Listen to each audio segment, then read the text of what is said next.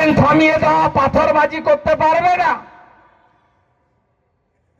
আপনারা ভারতীয় জনতা পার্টিকে আনতে গেলে হিন্দু শক্তিকে ঐক্যবদ্ধ হতে হবে। বাংলাদেশি মুসলিমদের নাম কাটতে মরিয়া নির্বাচন কমিশনার, তাতেই বিচলিত থালা নাম না ফুলিয়া নাম না করে মমতা বন্দ্যোপাধ্যায়কে আক্রমণ শুভেন্দুর। রবিবার নদিয়ার ফুলিয়ায় আদিকবি কৃত্তিবাস ওঝার পূর্ণমূর্তি উন্মোচন অনুষ্ঠানে উপস্থিত ছিলেন রাজ্যের বিরোধী দলনেতা শুভেন্দু অধিকারী। সেখানেই কর্মসূচি শেষ করে সংবাদ মাধ্যমের মুখোমুখি হন শুভেন্দু অধিকারী। সেখানেই বাঙালি ভোটারদের বেছে বেছে নাম বাদ দিচ্ছে, এমনটাই অভিযোগ তৃণমূলের। এই প্রসঙ্গে বলতে গিয়ে শুভেন্দু অধিকারী বলেন, বাংলাদেশি মুসলিমদের নাম কাটতে মরিয়া নির্বাচন কমিশন। পাশাপাশি তিনি আরও জানান, তৃণমূল ভোটারদের বিশ্বাস করে না, তা না হলে গত পঞ্চায়েত নির্বাচনে এই জেলায় কি হয়েছিল সবাই জানে। এছাড়াও ডক্টর মুকুটমণি অধিকারীর উপনির্বাচনে জয়ী হওয়াকেও কটাক্ষ করেন। কারণ এটা রাষ্ট্র নির্মাণ এবং আমাদের এই পশ্চিমবঙ্গকে রক্ষা করার লড়াই। অত সহজে আমরা বাঙালি হিন্দুদের হোমল্যান্ড পশ্চিমবঙ্গ পাইনি। 1947 সালে 20 জুন পশ্চিমবঙ্গ বিধানসভা, এখন যার নাম তখন আইনসভা, ডক্টর শ্যামাপ্রসাদ মুখার্জি আর বাইরে স্বামী প্রণবানন্দ, তাদের লড়াইতে আমরা পেয়েছি। নইলে মোহাম্মদ আলী জিন্নাহ চেয়েছিলেন সমগ্র কলকাতা সহ অবিভক্ত বঙ্গকে তিনি নিয়ে যাবেন পাকিস্তানে। এই নদিয়া জেলার অনেক অংশে 17ই আগস্ট স্বাধীনতা দিবস পালন করা হয়, 15 তারিখ হয় না। তার কারণ আমরা প্রথমে পাইনি কৃষ্ণগঞ্জ সহ অনেক জায়গা আছে, বাংলাদেশ বর্ডার তীরবর্তী এলাকার অনেক মৌজা গ্রাম। এখানেও কৃষ্ণনগরের তৎকালীন রানীমা আর ডক্টর শ্যামাপ্রসাদ মুখার্জির লড়াইতে আমরা এই জায়গাগুলো ছিনিয়ে এনেছিলাম হিন্দুদের হোমল্যান্ড বলে। আজকে এই সরকার যখন হিন্দু শরণার্থীদের, কেউ কি ভালোবেসে বাংলাদেশ থেকে এসেছেন? অবিভক্ত পাকিস্তান থেকে কেউ এসেছেন? এক কাপড়ে বাঁচার জন্য এসেছেন। বিভীষিকাময় দেশভাগ, কংগ্রেসের কলঙ্কময় অধ্যায়। আজকে দেশ যদি ভাগ না হতো, তাহলে এই যে জামাতিরা ওখানে বসে গোটা বাংলাদেশে হিন্দুদের শেষ করে দিয়েছে। দীপু চন্দ্র দাস জ্যান্ত লোককে পোড়াচ্ছে। বাংলাদেশে দুর্গাপূজার সময় বলে দেওয়া হয়েছে এই সময় আজান হবে, তোমরা ঘন্টা বাজাবে না, তোমরা মাইক বাজাবে না, ঢাক বাজবে না। আমাদের পঞ্জিকা শাস্ত্র, আমাদের সিদ্ধান্ত মতেই হোক, বিশুদ্ধ মতেই হোক, আমাদের কোন রীতিনীতি চলবে না। হাজার হাজার বছরের পুরনো সনাতন প্রথা চলবে না। ওরা ঠিক করে দেবে। সে আপনার পুষ্পাঞ্জলির টাইম হোক, কলাবউ স্নান হোক, দেবীর বোধন হোক, সপ্তমীর পুজো হোক, নবমীর মহা আরতি হোক, দশমীর নিরঞ্জন হোক, আপনি করতে পারবেন না। ধুতি পরলেই মারছে, মাথায় শিখা রাখলেই মারছে, গলায় কণ্ঠি আপনার তুলসী মালা, আচার মালা দেখলেই মারছে। রতন মজুমদারকে বলল 5ই আগস্টের পরে চাকরি ছাড়বেন না ধর্ম ছাড়বেন? বলবো চাকরি ছাড়বো কি করে, খাবো কি? বাবা মা আছে, পুত্র কন্যা পরিবার, স্ত্রী আছে, 11 জনের সংসার। আমি ল্যান্ড ডিপার্টমেন্টে কাজ করি, আমার বেতনে সংসার চলে, জমি নেই, ধান হয় না। বলে তাহলে তোমাকে নাম বদলাতে হবে। রতন মজুমদার গেলেন, নোটারি করলেন, কাজী শফিউল্লাহ নাম নিলেন। রতন মজুমদারের 7 খুন মাফ হয়ে গেল। আপনি কি এই দিনটা দেখার অপেক্ষায় আছেন? এই সরকার মোল্লা ইউনুসকে সফল করছে, হ্যাঁ কি না বলুন? 550 কিলোমিটার জমি কাঁটাতারের বেড়া দেওয়ার জন্য কেন দেবে না? কাঁটাতারের বেড়া সম্পূর্ণ হলে রাষ্ট্র সুরক্ষিত হবে, দেবে না। হু করে জামাতিদের ঢোকাচ্ছে, যত গুন্ডা জিহাদিদের ঢোকাচ্ছে। কিছুদিন আগে 7 শেখ ধরা পড়ল মুর্শিদাবাদের হরিহর পাড়ায়। তিনি খাজেরি মাদ্রাসা চালাচ্ছেন 1.5 বছর ধরে, 3 বার তৃণমূলকে ভোট দিয়েছে। বাংলাদেশের হাওয়া এখানে ঢুকলো। 24-এ দুর্গাপূজায় ফালাকাটায় গিয়ে বলছে এটা আমাদের এলাকা, মাইক টাইক বাজবে না, আসর টাসর ঘন্টা টন্টা বাজাবেন না। মহিলারা রুখে দাঁড়ালো, বললো বাজাবো, পালালো। গার্ডেন রিচ ওরা মেজরিটি, সেখানে বললো আরতি চলবে না, আমার এই এলাকা আমাদের। ভয় পেল পূজা কমিটি। আমি চলে গেলাম গাড়ি নিয়ে, ওদের বুকের উপরে দাঁড়িয়ে মায়ের সামনে আরতি করলাম, জয় মা দুর্গা। এবছর 25-এ গত বছর সূর্যনগর কাকদ্বীপ মা কালীকে প্রিজন ভ্যানে তুলল পিসিমনির পুলিশ। যারা বেলডাঙ্গা হলে, ধুলিয়ান শামশেরগঞ্জ হলে যে পুলিশ টেবিলের নিচে ঢোকে, শাটার নামিয়ে দেয়, এখানে যখন বেথুয়া নাকাশিপাড়া জ্বলছিল, এদের টিকি খুঁজে পাওয়া যায়নি, তারা মা কালীকে প্রিজন ভ্যানে তুলল। জগদ্ধাত্রী পুজোয় মূর্তি ভাঙল, মন্দির বাজারে কুলপিতে বজরংবলীর মূর্তি ভাঙল। এই সরস্বতী পুজোর আগে পূর্ব মেদিনীপুরের বৈশা দল নদিয়া জেলার কৃষ্ণনগরে যারা দেবী মূর্তি বানাচ্ছিলেন সব মূর্তি ভেঙে তছনছ করে দিল। গত বছর দুর্গাপূজার ফরাক্কার মহেশপুরে বাংলাদেশের হাওয়া ঢুকলো নির্ঘণ্ট। এই সময় ঘন্টা বাজবে না, চণ্ডী পাঠ হবে না, ঢাক বাজবে না। আমি করলাম টুইট, পুলিশ গেল, বলল বিপদ আসন্ন, ব্যানারটা সরাও। এসবই হবে ততক্ষণ যতক্ষণ এখানে জামাতিদের সরকার থাকবে। আপনাদের বদলাতে হবে। রামায়ণের কথা পড়েছেন, রামায়ণের যিনি অনুবাদক তার মূর্তি প্রতিষ্ঠা করে তার স্মৃতি বিজড়িত স্থানে দাঁড়িয়ে সনাতনীদের ঐক্যের প্রার্থনা করব। এই তোষণের রাজনীতি থেকে বাংলাকে বাঁচানোর শপথ নিতে বলবো। গীতার অমোঘ বাণী ধর্ম রক্ষতি রক্ষিত, এই শপথ নেওয়ার জন্য বলবো।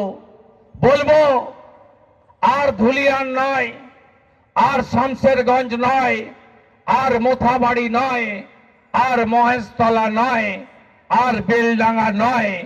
আমাদের ঐক্যবদ্ধ হওয়ার সময় এসেছে। আজকে সনাতনীদের এই বিপুল সম্মেলনের মধ্য দিয়ে প্রভু শ্রী চৈতন্য দেবের নগর নদিয়া নগরে আপনাদের সকলকে আরেকবার প্রণাম কৃতজ্ঞতা জানাই।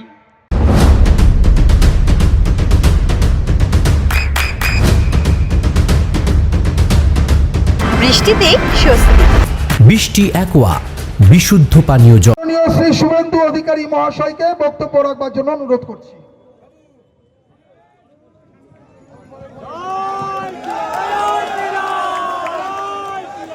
भारत माता की, भारत माता की, भारत माता की जय जय श्री राम, जय जय श्री राम। সবাইকে প্রভু শ্রী চৈতন্য দেবের মাটি নদিয়া নগরে এবং মহাকবি প্রাতঃস্মরণীয় পূজ্যপাদ মহান ব্যক্তিত্ব কৃত্তিবাস বাবুর স্মৃতি বিজড়িত এই পবিত্র ভূমিতে আমি আন্তরিক সনাতনী অভিনন্দন, রাষ্ট্রবাদী ধন্যবাদ জ্ঞাপন করি। আজকের এই কর্মসূচিতে সভাপতিত্ব করছেন পঞ্চায়েত সমিতির সভাপতি মাননীয় নৃপেন মণ্ডল মহোদয়, সঞ্চালনা করছেন সহকারী সভাপতি লড়াকু নেতা চঞ্চল চক্রবর্তী, আয়োজক ব্যবস্থাপক গ্রাম পঞ্চায়েতের প্রধান বর্ষিয়ান পরিমল বাবু সহ সমস্ত পঞ্চায়েতের প্রতিনিধিবৃন্দ, পঞ্চায়েত সমিতির সদস্য কর্মাধ্যক্ষ ইত্যাদি বৃন্দ, সবাইকে আমার কৃতজ্ঞতা।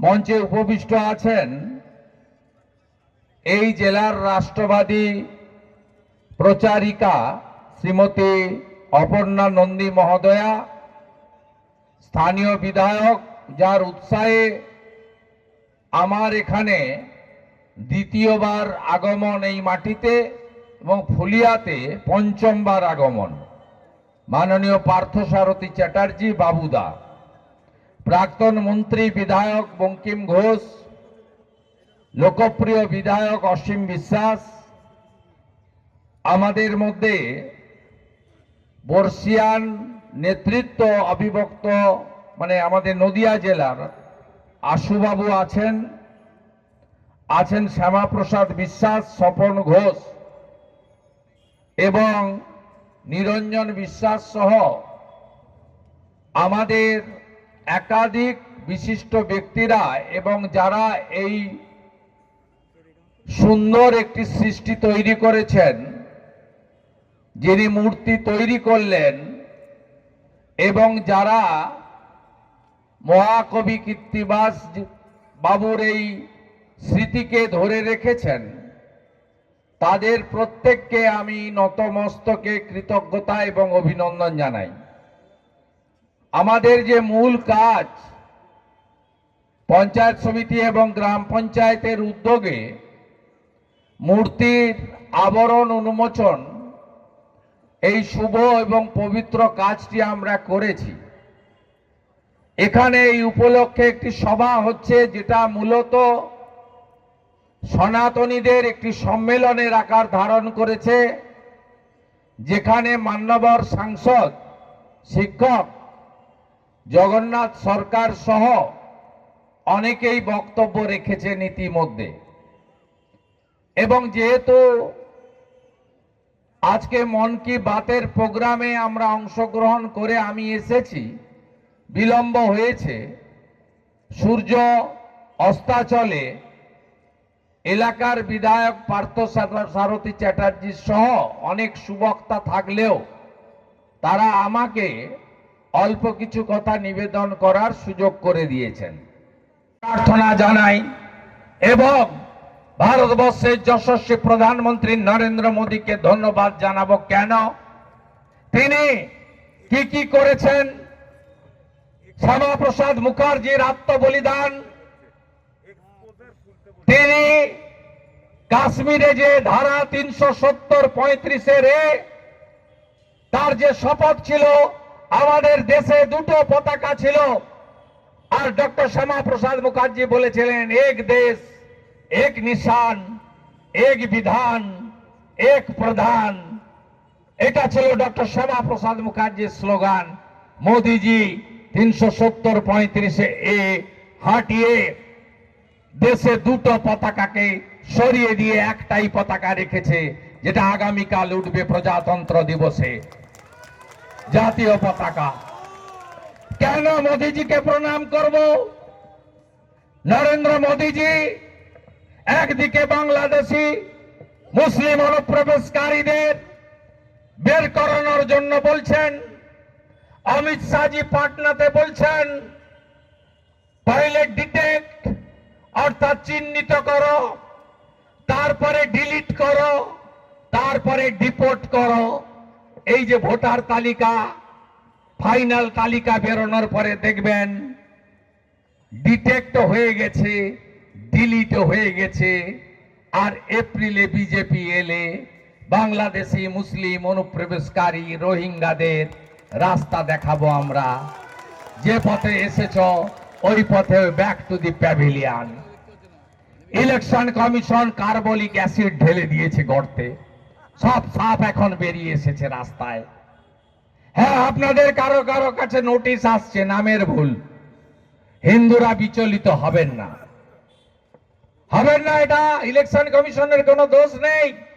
90,000 বিএলও দিয়েছে রাজ্য সরকার, ডাটা এন্ট্রি অপারেটর দেয়নি।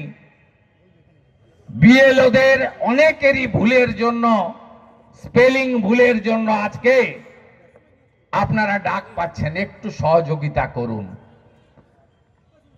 এটা পরিচ্ছন্ন করার লড়াই, এটা ডিটেক্ট এবং ডিলিট করার লড়াই, অভারতীয়দের রাস্তা দেখানোর লড়াই।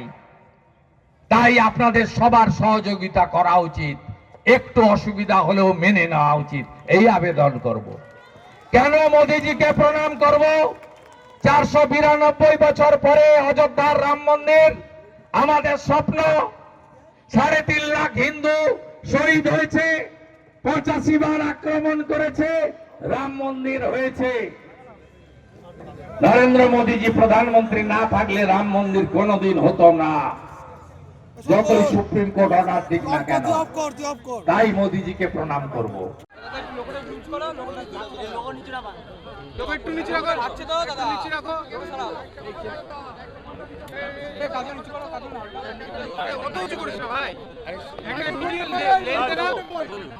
জলপাইগুড়ি হাসপাতালে দেখা যাচ্ছে একটা কুকুর সদ্যজাতের মৃতদেহ চোখে দেখা যায় না, সকালে দেখেছি।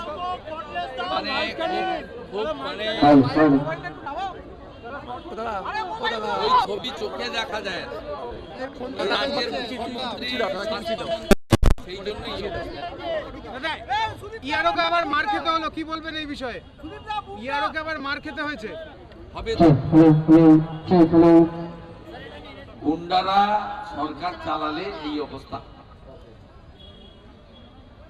আমি গত পরশুদিনই বলেছি, ইলেকশন কমিশনের উচিত সুপ্রিম কোর্টে চলে যাওয়া, সেখান থেকে স্পেসিফিক অর্ডার এনে একদম এই গুন্ডাদের সোজা করে দাও। হ্যালো, বলুন। জলপাইগুড়ি মুখ্যমন্ত্রী ভোটার ডে পালন করছে ইলেকশন কমিশন, অথচ election commission become his master voice. তারা শুধুমাত্র পাপেট হিসেবে কাজ করছে, বিজেপির পাপেট হিসেবে কাজ করছে। কে বলছে? Chief minister. ওনার অসুবিধা হচ্ছে, আরই জানতাম না। ক্যামেরা বন্ধ করেছে, আমার কাছে প্রমাণ আছে। 7 দফাতে 4,000 4,500। এইখানে নদিয়া জেলাতে পঞ্চায়েত ভোটে ব্যালট গিলে ফেলেছিল তৃণমূলের লোক, হ্যাঁ কি না? ওরা ভোটারদেরকে বিশ্বাস করেনি। ওরা কদিন আগে যে মুকুটমণি জিতেছে, এটা ভোট হয়েছিল নাকি? ভোট হয়েছে। এই যে জগন্নাথ দা জেতার পরে এমপি পদ রেখে এমএলএ পদ ছাড়লো। 21-এ উপনির্বাচন হয়েছিল শান্তিপুরে, নিরঞ্জন বিশ্বাস দাঁড়িয়েছিল, 60,000 ভোটে লুট করে হারিয়ে দিয়েছিল। ওখানে 30,000 লিড নিয়েছে 24 সালে জগন্নাথ সরকার। এরা ভোটারদেরকে বিশ্বাসই করে না। এরা কি ভোটাধিকার দিবস পালন করে? উনি বলছেন যে খালি ভারতীয় ভোটারদের, আমাদের বাংলায় ভোটারদের নাম কাটার জন্য মরিয়া হয়ে গেছে কমিশন বাংলাদেশি মুসলিম ভোটারদের নাম কাটার জন্য। আর খালা ওই জন্য বিচলিত, চিন্তিত। খালা তার ছেলে মেয়ে নাতি পুতির জন্য চিন্তিত। কেউ খালা বলে, কেউ আপা বলে, কেউ বুবু বলে, কেউ ফুফু বলে।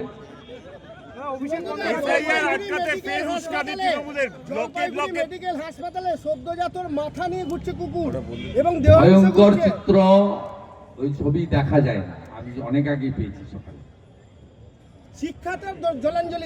স্বাস্থ্য অনেক আগে জলাঞ্জলি গেছে।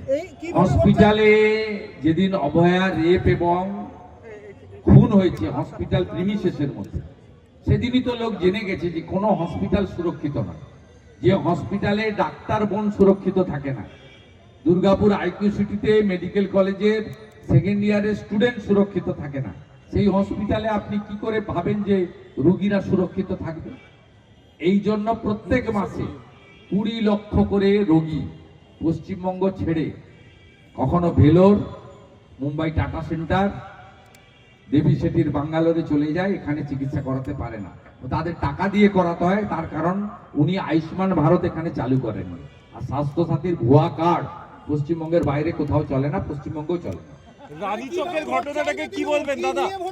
রানীচকে যে ঘটনাটা তৃণমূল ঘটালো কালকে, সেটাকে কি বলবেন? এইটা হঠাৎ করে ওদের মধ্যে জিহাদি আক্রমণ, শিডিউল কাস্ট পাড়াতে রাত্রি 12:30টার সময় ঢুকে জিহাদি আক্রমণ হয়েছে। জিহাদি আক্রমণ হয়েছে এবং পুলিশ সুযোগ করে দিয়েছে। তফসিলি মায়েদেরকে অত্যাচার করেছে, 5 জন হসপিটালে গেছেন, 1 জন এখনো ভর্তি আছেন। ওটা কমপ্লিটলি শিডিউল কাস্ট এলাকা, হরিজন পাড়া, যাদেরকে আমরা প্রণাম করি, শ্রদ্ধা করি, তাদের উপরে আক্রমণ করেছে। এটা জিহাদি জঙ্গিদের আক্রমণ, এবং যারা একাধিক মার্ডার কেসে অভিযুক্ত বিভিন্ন সময়, তাদেরকে দিয়ে করিয়েছে। শান্তিপুরে কৃত্তিবাস ট্রাস্ট তারা 15 বিঘা জমির উপরে অযোধ্যার রাম মন্দিরের আদলে একটা রাম মন্দির তৈরি করেছে। ও ট্রাস্ট বলছে এর মধ্যে কোনো রাজনীতির ছোঁয়া থাকবে না, শুধু ভক্তরা মিলে করবে এটা।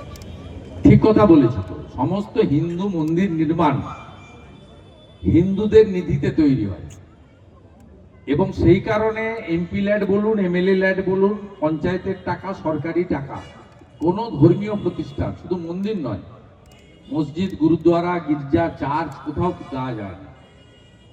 আপনার যখন সোমনাথ মন্দির ভেঙে দিয়েছিল, তারপরে হিন্দুরাই কিন্তু নিধি সংগ্রহ করে সোমনাথ মন্দিরকে পুনর্নির্মাণ করেছিল, তৎকালীন রাষ্ট্রপতিকে উদ্বোধনে ডেকেছিল। একইভাবে 500 বছরের সংগ্রামের পরে অযোধ্যার রাম মন্দির যে তৈরি হলো, এটা হিন্দুদের নিধিতে। আপনি 10 টাকা দিয়েছেন, আমি 50 টাকা দিয়েছি, পার্থদা 100 টাকা দিয়েছে, অপর্ণা বোন 200 টাকা দিয়েছে, যার যা সাধ্য অনুযায়ী দিয়েছে। 2500 কোটি টাকা খরচ হয়েছে, 3500 কোটি টাকা গোটা পৃথিবীর হিন্দুরা দিয়েছে। অতএব এই লোকটা যেটা বলেছে, ভক্তর জায়গায় ওই শব্দটা হবে হিন্দুদের নিধিতে তৈরি হবে। কোন হিন্দু মন্দিরে অন্য লোকের অর্থ গ্রহণ করা যায় না। ঠিক কথাই বলছে। ভক্তের জায়গায়, ভক্ত মানে রাম মন্দিরের ভক্ত তো আর মুসলিমরা হবে না, হিন্দুরাই হবে। দাদা, দুর্গাপুরে গীতা বিতরণ করতে গিয়ে মারধর করা হলো জিতেন্দ্র তিওয়ারিকেও। দুর্গাপুরে জিতেন্দ্র তিওয়ারির উপর আক্রমণ, গীতা বিতরণ করছিলেন, সেখানেও তৃণমূলের লোক এসে মারধর ভয় পাচ্ছে হিন্দুদের ভয় পাচ্ছে খালা, ওই জন্য লাগিয়ে দিয়েছে। দাদা, হুমায়ুন কবির বলছে রাম মন্দিরে সাহায্য করতে চান, তিনি রাম মন্দির তৈরিতে সাহায্য করতে চান হুমায়ুন কবির, কি বলবেন? কেউ নেবে না, আমাদের বিধিবিধানে নেই। উনি যে নামটা লিখেছেন, সেই নামটাই বিজেপি এলে মোছা হবে, বাবরের নাম লেখা যাবে না। উনি টাকা আছে, মসজিদ বানান না, 100টা বানান, কোনো আপত্তি নেই। বাবরের নাম লিখতে দেবো না। কিছুদিনের মধ্যে রাজ্যে বড় কেলেঙ্কারি আসতে চলেছে, কিছুদিনের মধ্যে রাজ্যের বড় কেলেঙ্কারি সামনে আসতে চলেছে। সেটা আসলে রাষ্ট্রপতি শাসন করা উচিত, না হলে বন্ধ করতে হবে বলছেন অভিজিৎ গাঙ্গুলি। উনি দীর্ঘদিন ধরে বিচারপতি ছিলেন এবং অত্যন্ত সজ্জন ব্যক্তি, জ্ঞানী ব্যক্তি, এবং দুর্নীতির বিরুদ্ধে লড়াইতে অনেকেই ওনাকে আইকন হিসেবে মনে করে। ওনার কাছে নিশ্চয়ই স্পেসিফিক কিছু তথ্য আছে, উনি যখন বলেছেন নিশ্চিত সময় মতো করবে। আর আমার সঙ্গে ওনার ওয়ার্কিং রিলেশন আছে, টকিং টার্ম আছে, আমি ওনার সঙ্গে কথা বলবো। ওনার মন্তব্য নিয়ে বাইরে মিডিয়ার কাছে আমার বলার দরকার নেই, he is my senior colleague. Amit Shah খবর নিয়ে কিছু বলবেন? অমিত শাহ আসছে 30 তারিখ, 31 তারিখ, তার আগে সেন্ট্রাল প্রেসিডেন্ট আসছেন পার্টির। এটা দলগত কর্মসূচি, দলের স্পোক্সপারসন জানিয়ে দেবেন পূর্ণাঙ্গ কর্মসূচি। আর আমাদের রাষ্ট্রীয় সভাপতি 27 তারিখে আসছেন, দুর্গাপুরে নামবেন এবং একাধিক কর্মসূচিতে যোগ দেবেন। এবং আমাদের স্বরাষ্ট্রমন্ত্রী, প্রাক্তন জাতীয় সভাপতি অমিত শাহজিও আসাম থেকে 30 তারিখে এখানে এসে পৌঁছাবেন। দুটো কর্মসূচি রাজনৈতিক কর্মসূচি, দলের পক্ষ থেকে বিস্তারিত কর্মসূচি যেভাবে আগের দিন আপনাদের জানিয়ে দেওয়া হয়, দলের মিডিয়া ইনচার্জ জানিয়ে দেবেন। আমাদের একটি ছোট্ট 11 বছরের বাচ্চা মেয়ে, তাকে একটা 60 ঊর্ধ্ব বা তারও আরো বেশি হবে বয়স্ক বৃদ্ধ, তাকে ধর্ষণ করেছে। সেই লোকটার নাম হচ্ছে, আসামির নাম হচ্ছে এনামুল মিয়া। তিনি, তার ছবিটাও আপনি দেখবেন জামালদহে। দেখুন, একে দেখুন। এই লোকটা 11 বছরের, খুঁজলে হয়তো দেখা যাবে এর সঙ্গে রোহিঙ্গা বা বাংলাদেশি মুসলমানদের যোগাযোগ রয়েছে, এবং এরা পশ্চিমবঙ্গটাকে ধ্বংস করার জন্য যা যা করার সব করছে। আর আমরা অবাক হয়ে যাই, এখানকার পুলিশ প্রশাসন, রাজ্য সরকার এদের বিরুদ্ধে কোনো ব্যবস্থা গ্রহণ করে না। আপনি 2019 সাল থেকে উপর্যুপরি দেখবেন পরপর কয়েকটা ঘটনা। প্রথমে সিএ আইন যখন এলো, তাকে এই মুখ্যমন্ত্রী এনআরসি নাম করে খেপিয়ে দিয়েছিল এদের।